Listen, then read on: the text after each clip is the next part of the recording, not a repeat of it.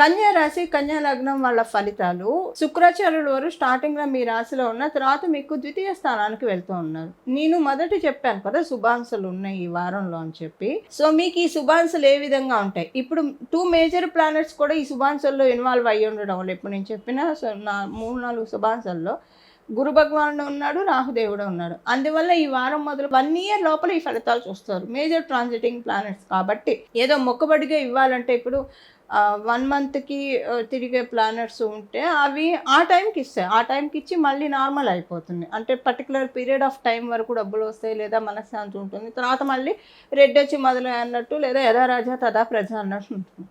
కానీ major transiting planets ఇస్తే అవి కొంచెం నెమ్మదిగా ఇస్తాయి, కానీ చాలా మంచి ఫలితాన్ని ఇస్తాయి. అది కొన్నాళ్ళ వరకు, కనీసం ఒక 3-4 ఇయర్స్ వరకు లాక్ ఉంటాయి.